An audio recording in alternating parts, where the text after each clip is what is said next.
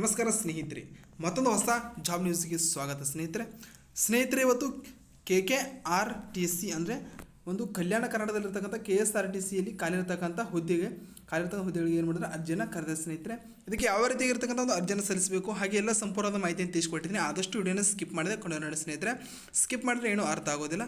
ಬನ್ನಿ ಸ್ನೇಹಿತರೆ, ಒಂದಾಗಿ ಮಾಹಿತಿಯನ್ನು ನೋಡ್ತಾ ಹೋಗೋಣ. ಕಲ್ಯಾಣ ಕರ್ನಾಟಕ ರಾಜ್ಯ ರಸ್ತೆ ಸಾರಿಗೆ ಸಂಸ್ಥೆಯಲ್ಲಿ ಖಾಲಿರ್ತಕ್ಕಂಥ ಹುದ್ದೆಗಳ ನೇಮಕಾತಿಗಾಗಿ ಕರ್ನಾಟಕ ಪರೀಕ್ಷಾ ಪ್ರಾಧಿಕಾರದಿಂದ ಹೊಸ ನೇಮಕಾತಿ ಪ್ರಕಟಣೆಯನ್ನು ಕೂಡ ಹೊರಡಿಸಿದ್ದಾರೆ ಸ್ನೇಹಿತರೆ. ನೋಡಿ ಸ್ನೇಹಿತರೆ, KKRTC ಅಂದರೆ ಕಲ್ಯಾಣ ಕರ್ನಾಟಕ ರಸ್ತೆ ಇಲಾಖೆಯಲ್ಲಿ ಖಾಲಿರ್ತಕ್ಕಂಥ ನಿರ್ವಾಹಕ ಮತ್ತು ಲೇಖಿಕ ಹುದ್ದೆಗಳ ಭರ್ತಿಗೆ ಆನ್ಲೈನ್ ಮುಖಾಂತರ ಅರ್ಜಿಯನ್ನು ಕೂಡ ಕರೆಯಲಾಗಿದೆ.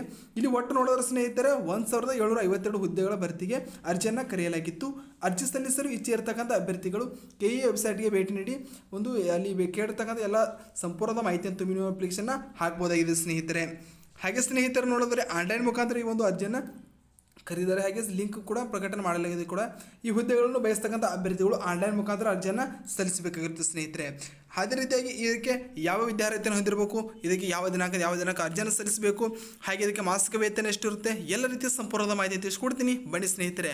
ಹಾಗೆ ಯಾರಾದರೂ ಹೊಸದಾಗಿ ನೋಡ್ತಾ ಇದ್ದರೆ ನಮ್ಮ ಚಾನಲ್ ಸಬ್ಸ್ಕ್ರೈಬ್ ಮಾಡ್ಕೊಳ್ಳಿ. ಹಾಗೆ ಪಕ್ಕದಲ್ಲಿರ್ತಕ್ಕಂಥ ಬೆಲ್ ಐಕಾನ್ ಕೂಡ ಕ್ಲಿಕ್ ಮಾಡಿ ಆಲ್ ಅಂತ ಪ್ರೆಸ್ ಮಾಡ್ಕೊಳ್ಳಿ ಸ್ನೇಹಿತರೆ. ಬನ್ನಿ ಸ್ನೇಹಿತರೆ, ನೋಡ್ತಾ ಹೋಗೋಣ.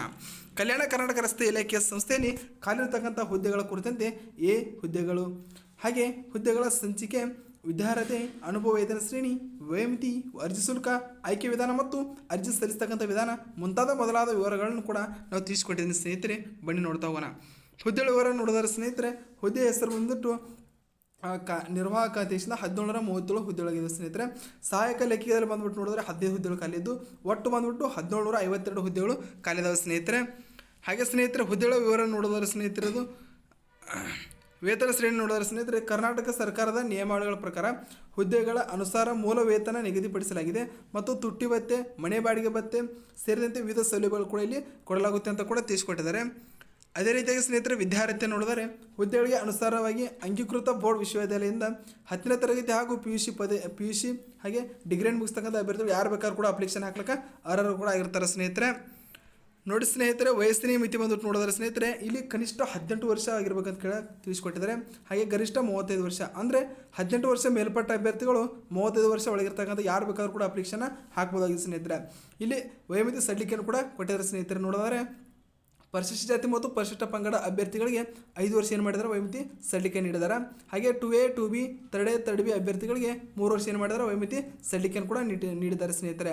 ವಿಕಲಚೇತನ ಅಂದರೆ ಅಂಗವಿಕಲಚೇತನರಿಗೆ 10 ವರ್ಷ ಏನು ಮಾಡಿದ್ದಾರೆ ವಯೋಮಿತಿ ಸಡಿಲಿಕೆಯನ್ನು ಕೂಡ ನೀಡಿದ್ದಾರೆ ಸ್ನೇಹಿತರೆ. ಅದರ ಜೊತೆಗೆ ಸ್ನೇಹಿತರೆ, ಅರ್ಜಿ ಶುಲ್ಕ ಎಷ್ಟಿರುತ್ತೆ ಅಂತ ನೋಡಿದ್ರೆ ಸಾಮಾನ್ಯ ವರ್ಗದ ಅಭ್ಯರ್ಥಿಗಳಿಗೆ 500 ರೂಪಾಯಿನಾಗಿರುತ್ತೆ ಅರ್ಜಿ ಶುಲ್ಕ ಆಗಿರುತ್ತೆ. ಹಾಗೆ 2A 2B ಥರ್ಡ್ ಬಿ ಅಭ್ಯರ್ಥಿಗಳಿಗೆ 300 ರೂಪಾಯಿನಾಗಿರುತ್ತೆ ಅರ್ಜಿ ಶುಲ್ಕ ಕೂಡ ಆಗಿರುತ್ತೆ ಸ್ನೇಹಿತರೆ. SC ST ಪ್ರವರ್ಗ 1 ಅಭ್ಯರ್ಥಿಗಳಿಗೆ 200 ರೂಪಾಯಿನಾಗಿರುತ್ತೆ ಒಂದು DD ಅಂತ ಇರುತ್ತೆ ಸ್ನೇಹಿತರೆ. ವಿಕಲಚೇತನರು ಮತ್ತು ಮಾಜಿ ಸೈನಿಕರಿಗೆ ಬಂದ್ಬಿಟ್ಟು ನೋಡಿದ್ರೆ 100 ರೂಪಾಯಿನಾಗಿರುತ್ತೆ ಅರ್ಜಿ ಶುಲ್ಕ ಕೂಡ ಆಗಿರುತ್ತೆ ಸ್ನೇಹಿತರೆ. ಅದೇ ರೀತಿ ಸ್ನೇಹಿತರೆ ನೋಡಿದ್ರೆ ಇಲ್ಲಿ ಆಯ್ಕೆ ವಿಧಾನ ಬಂದ್ಬಿಟ್ಟು ನೋಡಿದ್ರೆ ಸ್ನೇಹಿತರೆ ಸ್ಪರ್ಧಾತ್ಮಕ ಪರೀಕ್ಷೆ ನಡೆಸ್ತಾರೆ.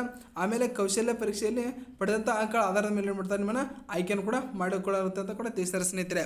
ಯಾರಾದರೂ ಅಂದರೆ ರಸ್ತೆ ಸಾರಿಗೆ ಅಥವಾ ನೀವು KSRTCಯಲ್ಲಿ ಏನಾದ್ರು ಕೆಲಸ ಮಾಡಲು ಬಯಸ್ತಕ್ಕಂಥವ್ರು ಈ ಒಂದು ಹುದ್ದೆ ಸುವರ್ಣಾವಕಾಶ ಅಂತಲೇ ಹೇಳ್ಬೋದು. ಈ ಒಂದು ಹುದ್ದೆಗೆ ಆಯ್ಕೆ ಆಗಲಿಕ್ಕೆ ಒಂದು ಅಂದರೆ ಸುಂದರವಾಗಿರ್ತಕ್ಕಂಥ ಅವಕಾಶ ಇರುತ್ತೆ. ಆದ ಕಾರಣ ಎಲ್ಲರೂ ಸರಿಯಾಗಿ ಓದಿ ಅಪ್ಲಿಕೇಶನ್ನ ಅರಿತುಕೊಂಡು ಅಪ್ಲಿಕೇಶನ್ ಹಾಕಿ. ಹಾಗೆ ಸ್ನೇಹಿತರೆ, ಒಂದು ಮಾಹಿತಿ ಇಷ್ಟವಾದರೆ ಲೈಕ್ ಕೊಡೋದನ್ನು ಮರಿಬೇಡಿ. ಹಾಗೆ ನಿಮ್ಮ ಸ್ನೇಹಿತರು ಕೂಡ ಸೇರಿಬೇಡಿ, ಅವರಿಗೂ ಕೂಡ ಹೆಲ್ಪ್ ಆಗಲಿ. ಏನಾದರೂ ತಪ್ಪು ತಡೆಗಳಾಗಿದ್ದರೆ ಕಾಮೆಂಟ್ ಮುಖಾಂತರ ತಿಳಿಸಿ ಸ್ನೇಹಿತರೆ. ಮತ್ತೆ ಸಿಗೋಣ ಸ್ನೇಹಿತರೆ ಮತ್ತೊಂದು ಹೊಸ ಜಾಬ್ ನ್ಯೂಸ್ನೊಂದಿಗೆ. ಧನ್ಯವಾದಗಳು.